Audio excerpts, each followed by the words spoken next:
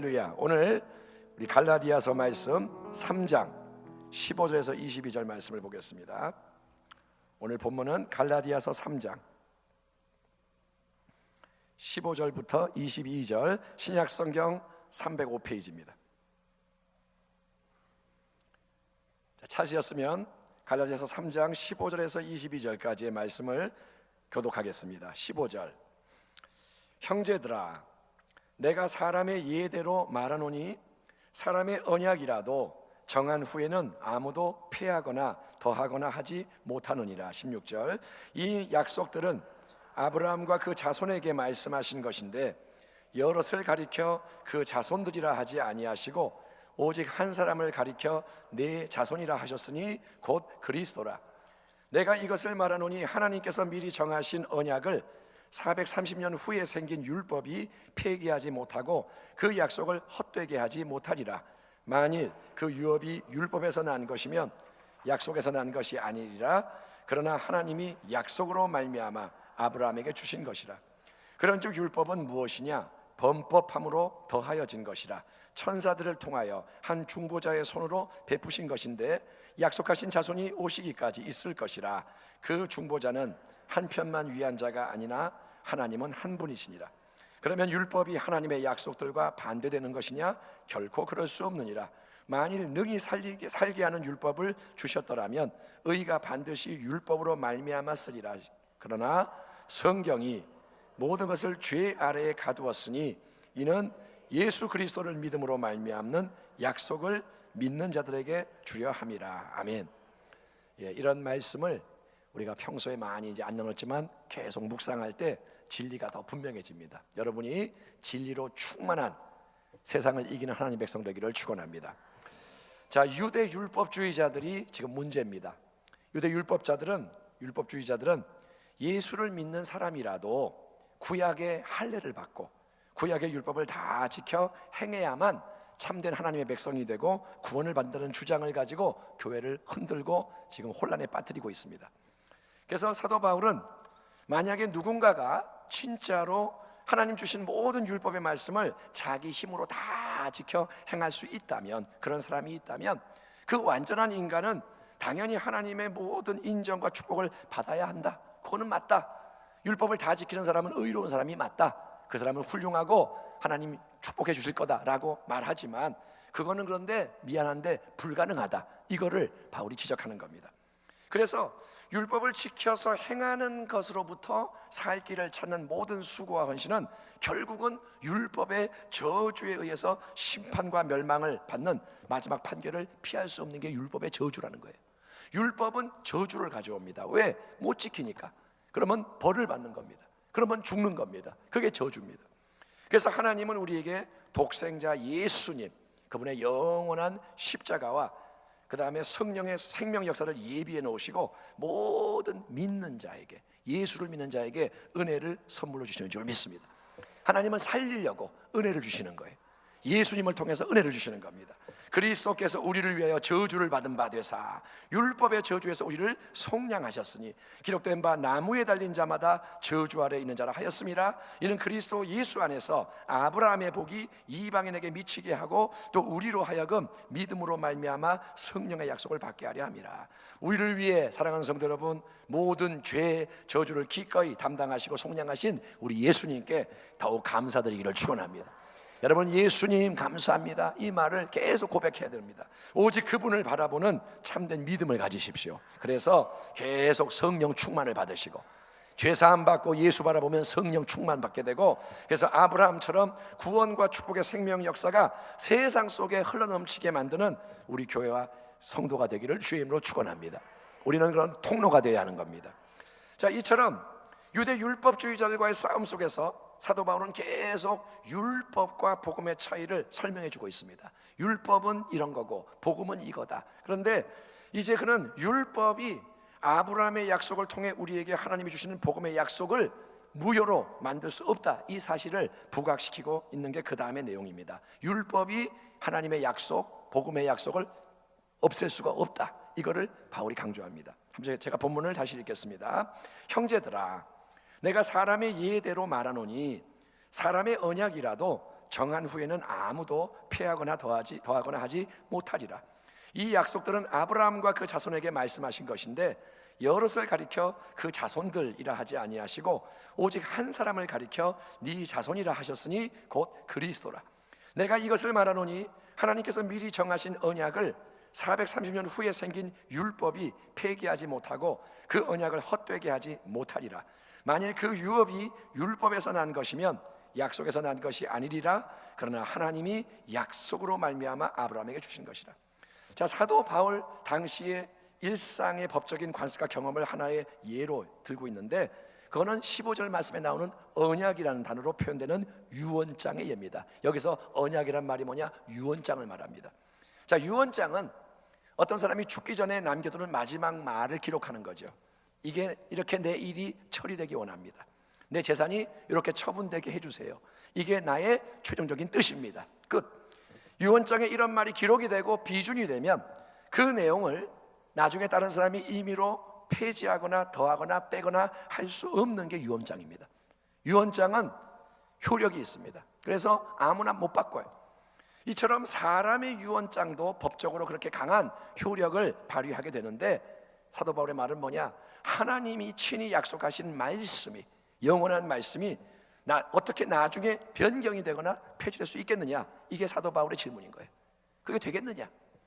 하나님은 여러분 믿음의 조상 아브라함과 언약을 맺으시면서 네 자손이 창대하고 땅을 유업으로 얻고 복의 통로가 될 것이다 약속을 주셨습니다. 그런데 바울이 주목하는 것은 하나님이 그렇게 말씀하실 때 네 자손들이 이렇게 여러 사람을 말한 게 아니라, 하나님 뭐라면 네 자손이, 한 사람, 자손이 이렇게 해서 딱 한 사람을 지명하시는데, 그 한 사람의 자손이 누구냐? 그분은 바로 아브라함과 다윗의 자손으로 이 땅에 오시는 하나님의 독생자 예수님이라는 거예요. 네 자손, 그런데 그건 이삭을 말하는 게 아니고, 그것은 야곱을 말하는 게 아니고 쭉 내려와서 아브라함의 자손, 다윗의 자손이 누구냐? 예수님이신 거예요. 그래서 바로 이 예수님의 오심을 하나님이 미리 말씀하신 거다, 바울이 해석을 합니다. 창세기 3장에 보면 이제 하와가, 아담이 범죄해서 쫓겨날 때 하나님 뭐라냐? 여자의 후손이 뱀의 머리를 밟으리라. 그게 누구냐? 예수님이신 거예요. 그래서 갈라디아서 3장 14절 보면 이는 그리스도 예수 안에서 아브라함의 복이 이방인에게 미치게 하고 또 우리로 하여금 믿음으로 말미암아 성령의 약속을 받게 하려 함이라라고 기록됩니다. 그러니까 하나님의 뜻은 처음부터 오직 한 분 예수님이 아브라함의 자손으로서 모든 역사의 중심이 되시고 모두에게 구원과 축복을 베푸시는 거고, 그것을 하나님이 아브라함에게 친히 약속을 주시는 겁니다. 예수님이 오실 것이다. 그분이 복의 근원이 되실 것이다. 자, 이 약속을 아브라함에게 하나님이 하신 후로부터 무려 430년이라는 긴 세월이 지난 시점에서 하나님은 이스라엘 백성에게 그분의 율법을 주십니다. 아브라함과 약속 430년, 그 다음에 율법을 주세요. 복음은 뭐냐? 아브라함이 받은 약속을 믿는 게 복음이에요. 아브라함의 약속을 믿는 거예요. 반면에 율법은 훨씬 나중에 주어진 것이고, 하나님이 먼저 약속으로 주신 이 유업의 말씀이 나중에 주어진 율법 때문에 폐지되거나 변경 수정될 수 있느냐? 이단 교사들이 주장하는 것처럼 아브라함의 자손으로 오신 예수님을 믿음으로 복을 얻게 되는 그 약속이 나중에 율법이 왔기 때문에 틀린 게 돼버리고, 이제 모세가 준 율법을 지켜 행하는 수고와 헌신이 더해져야 진짜 하나님 백성이 되고 구원받는 주장이 맞는 거냐? 그럴 수 없다는 거죠.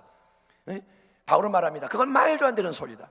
왜냐하면 하나님은 신실하신 하나님, 하나님은 한 번 말씀하신 것을 반드시 기억하시고 지키시는 하나님. 그래서 우리가 그분이 주신 약속의 말씀을 신뢰할 수 있고 영원히 의지하는 하나님이기 때문인 줄 믿습니다. 하나님 말씀은 인간의 말이 아니에요. 인간의 말은 바뀔 수 있습니다. 그러나 하나님 말씀은 변하지 않는다는 거예요. 우리는 철떡같이 믿을 수가 있는 겁니다. 하나님 말씀하셨어? 그러면 아무리 오랜 세월이 지나도 그 말씀은 유효하고 그 말씀은 이루어진다는 겁니다. 하나님은 오직 아브라함에게 자손의 약속을 주심으로써 세상 모든 사람에게 복과 생명의 새 역사가 임하게 될 거라고 말씀하셨고, 그 약속을 이루시는 자손은 오직 한 분 예수님이시다. 이게 바울이 강조하는 진리입니다. 그러면 왜 약속만 하나님은 주시는 게 아니고 나중에 율법도 주실까요? 왜 약속만 주시지 율법을 주실까?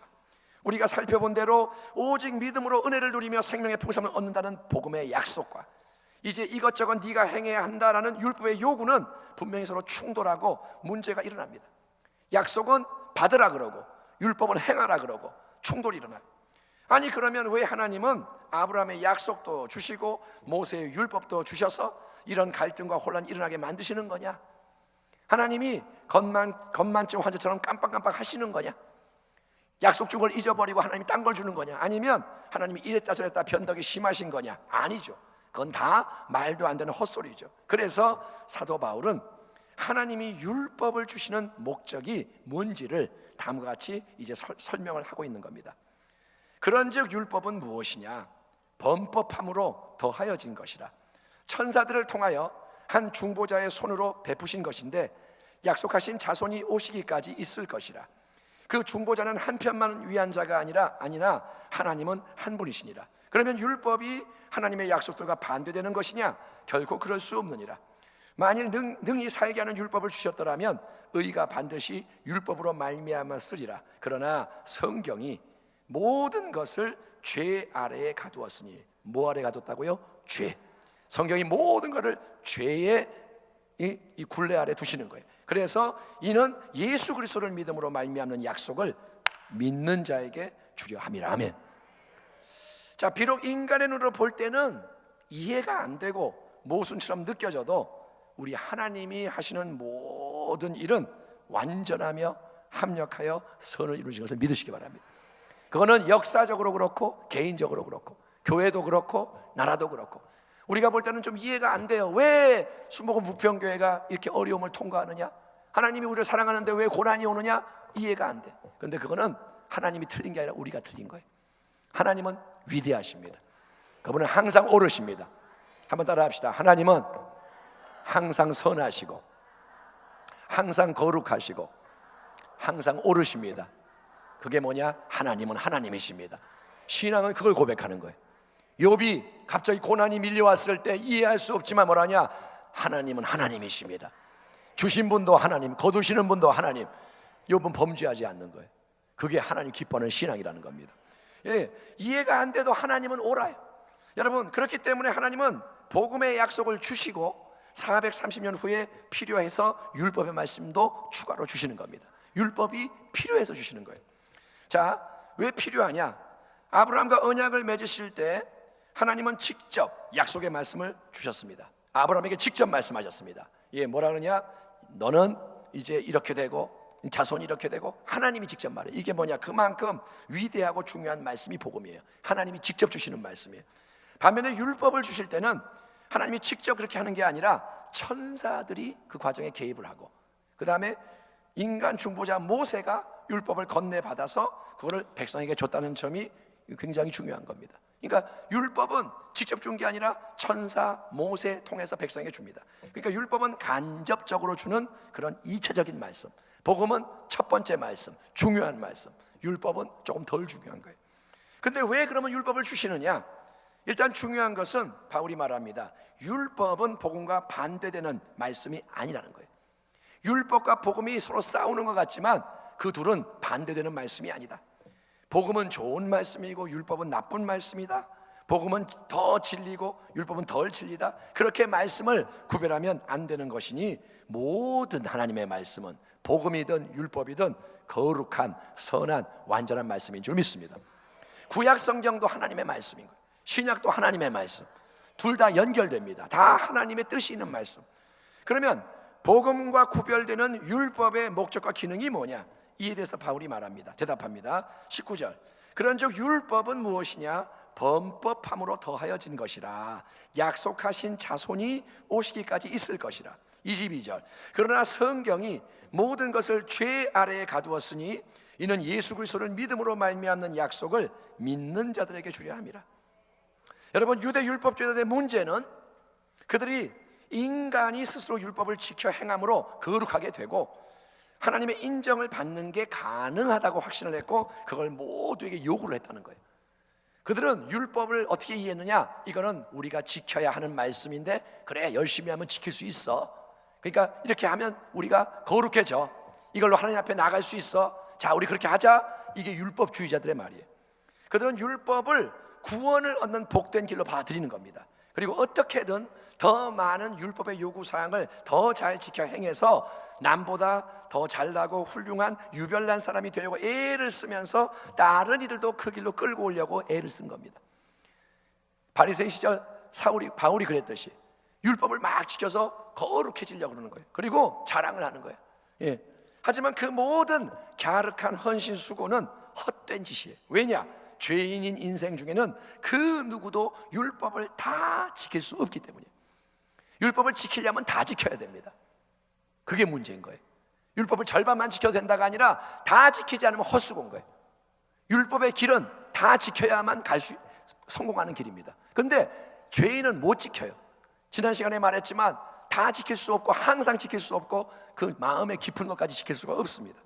그리고 그렇게 인간이 자기의 지혜와 힘과 수고 노력으로 하나님의 인정을 받고 싶어하는 건 결국 뭐냐면 마귀가 꼬드기는 교만의 함정에 빠져서 망하는 길을 가는 거예요. 굉장히 아이러니한 거죠. 거룩해지려고 그러는데 그게 뭐냐? 마귀의 짓인 거예요. 인간이 스스로 거룩해지려는 거는 뭐냐? 루시퍼처럼 교만해지는 거예요. 내가 내 힘으로 거룩해지겠다. 이거는 마귀가 하는 짓이에요. 우리 하나님의 영원한 뜻은 아브라함의 복을 만민에게 베푸시되 아브라함의 자손으로 이 땅에 오시는 예수님을 통해서 그 모든 일이 이루어지게 하시는 건 줄 믿습니다. 하나님은 네가 하라는 게 아니야. 예수님이 하신다는 거예요. 그런데 그렇게 예수님을 믿는 자로 나아오려면, 내가 예수를 믿으려면 모든 사람이 자기 죄를 깨닫고 죄를 회개하는 역사가 먼저 일어나야 되는 거예요. 아멘. 내가 예수님 앞에 나아가려면 죄를 깨달아야 되는 거예요. 내가 잘난 사람은 예수님을 안 믿는 거예요. 바리새인들은 예수님을 안 믿고 내가 그러는데 죄를 깨닫고 회개를 하는 자리로 나와야 이제 예수를 만날 수 있기 때문에 하나님은 죄의 문제를 드러내고 부각시키는 율법을 주시는 줄 믿습니다. 율법을 왜 주시느냐? 죄를 깨닫게 하려고. 여러분, 몸이 더럽지 않은 사람은 씻으려 하지 않습니다. 내가 손에 막 오물이 묻었고 냄새가 나면 손을 씻고 싶어요. 이거 손 좀 닦아야 되는데 손이 깨끗하다고 상상하는 사람은 안 닦아요. 예? 그리고 내가 깨끗하다고 그렇게 믿는 사람은 남이 씻어준다고 해도 싫어해요. 고마워하지 않아. 사실은 여러분, 내가 죄인인 것을 깊이 깨닫는 게 놀라운 은혜인 줄 믿습니다. 여러분의 믿음이 좋아지려면 죄를 깨달아야 돼요. 그게 중요합니다. 근데 내가 열심히 믿는데 믿습니다 하는데 죄인인 걸 모르면 그 믿음은 가짜예요. 그 믿음은 엉터리 믿음이에요. 왜? 예수님을 의지하지 않아. 내가 죄인인 걸 모르면 주님을 의지하지 않습니다.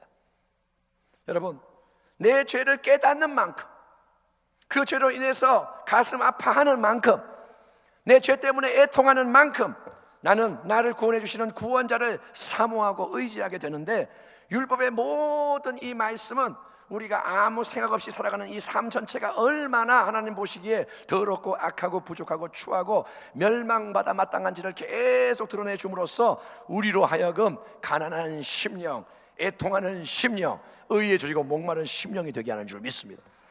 율법을 통해 나는 나를 보는 거예요. 아, 또 미워하는구나. 내가 이렇게 거짓말하는 자구나. 내가 이렇게 위선자구나. 내가 이렇게 염려하고 두려워하고 하나님을 멸시하는 자구나. 그거를 말씀을 통해서 적나라하게 볼수록 마음이 깨지고 상하고 그래서 낮아지는 겁니다. 하나님, 나는 정말 아무것도 아닙니다. 그게 뭐냐? 율법의 기능이라는 거예요.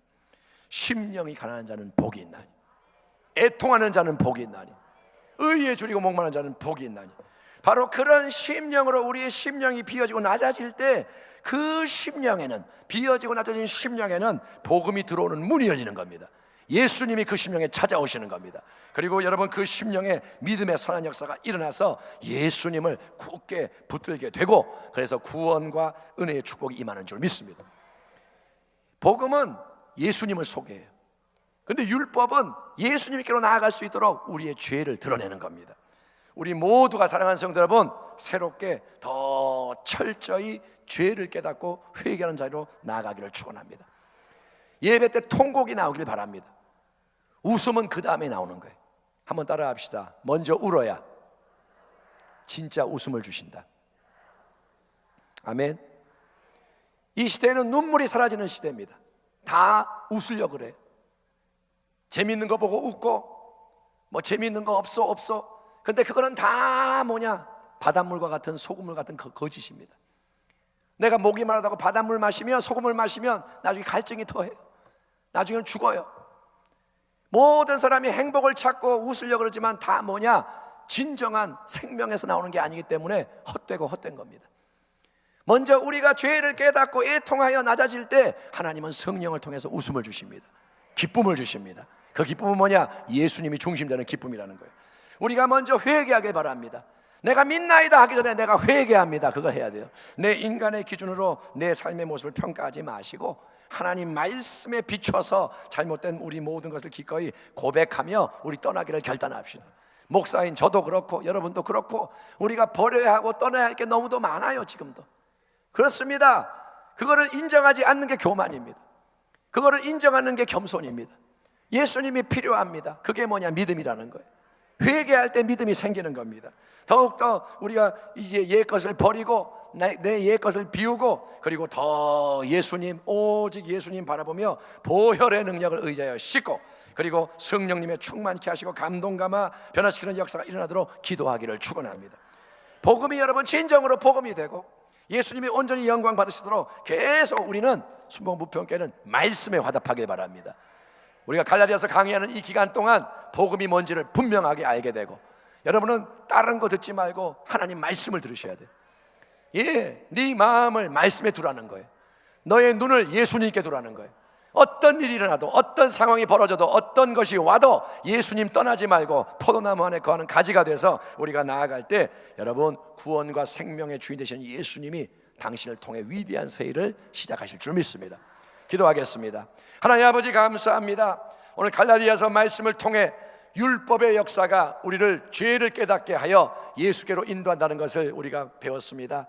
하나님, 우리가 예수님을 믿는다고 하지만 우리의 믿음이 너무도 작고 예수 사랑한다고 하지만 우리의 사랑이 너무도 아버지 부족한 것을 느낍니다. 우리 안에 있는 죄를 깨달아 고백할 때 더 예수님이 분명해지게 하여 주시고 예수님의 은혜가 정말 위로부터 폭포수와 같이 임하여 우리가 새로워지게 하여 주옵소서. 성령님 이 시간 회개할 수 있도록 믿을 수 있도록 도와주시고 깊은 영적인 기도와 순종의 역사가 일어나게 하여 주옵소서. 우리 순복음부평교회 주님의 것이니 복음의 능력으로 하나 되고 영광스러운 주님을 아버지 영화롭게 하기 위하여 정말 모든 것 들여나아가는 거룩한 공동체가 되게 하여 주옵소서. 예수님의 이름으로 기도하옵나이다. 아멘.